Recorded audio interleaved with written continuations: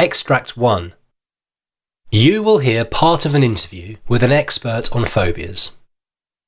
So, what exactly is a phobia? Well, nearly everyone fears something. But when the fear becomes exaggerated and irrational, it's a phobia, which is the most common form of anxiety disorder.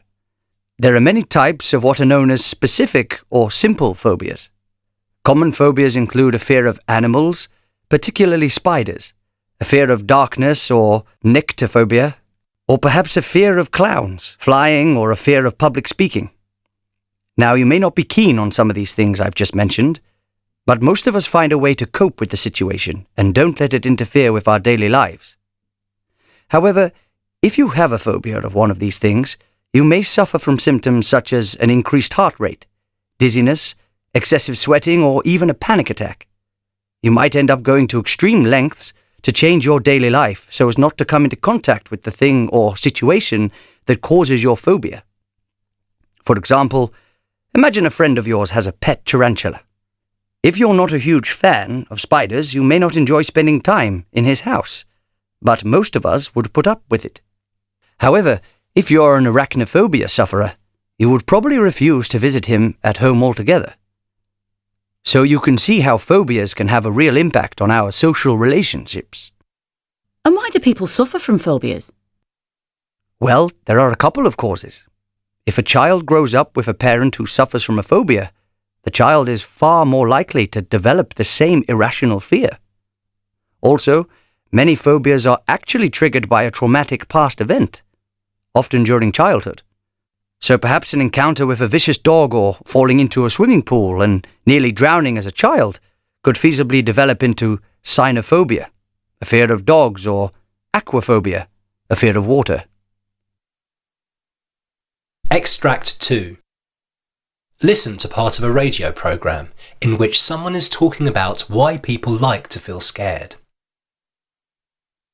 There are many of us out there who actually enjoy the sensation of feeling scared to death on a roller coaster or delight in sitting on the edge of your seat during a horror movie. And Jan, you can explain to us why this is the case. Yes, that's right. As you say, millions of us choose to put ourselves in situations where we consciously know we're going to feel scared, like going on rides at a theme park. The reaction we have when we put ourselves into these situations, the rapid heartbeat or sweaty palms, is in part similar to that when we're faced with a real threat. What happens in those cases is that the body reacts to the danger with what we call a fight or flight response. So when the body detects real danger, it closes off any non-essential systems, such as critical thought, and reacts with automatic responses which enable us to either put up a fight or run away. We get a sudden huge rush of energy, and at the same time the body is flooded with chemicals which protect us from feeling pain.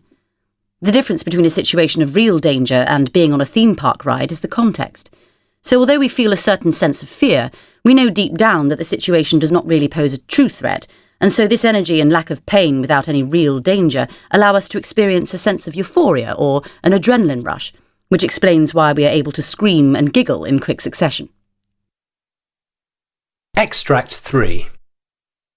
You will hear some people talking about their fears and phobias.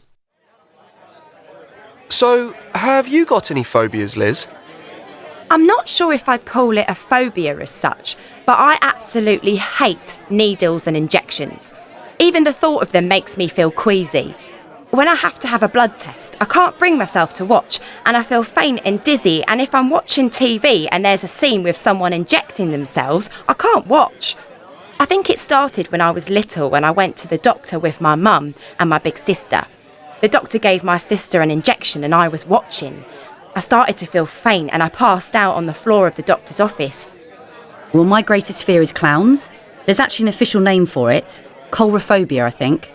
I don't know what it is about them exactly, but they just freak me out. They're so weird. I've always hated them since I was a kid, from birthday parties and the circus and things. They don't look at all happy to me, even with a big painted smile. They look sad and scary, even a bit sinister. What about you, Ben? Are you scared of anything? No, of course not. Oh, well, apart from heights. That's true. I can't look out of the window past the 4th floor. And lifts? Okay, yeah, and lifts. I hate getting inside lifts. I'll always take the stairs if I can. I don't know, they just make me feel uneasy and, well, I get really nervous if I ever have to speak in public. I start sweating and my mind just goes blank. It's so embarrassing. That's pretty normal, isn't it? Of course. Sure. This recording was created by the British Council. To find more English language learning material for teenagers, please visit www.britishcouncil.org/learnenglishTeens.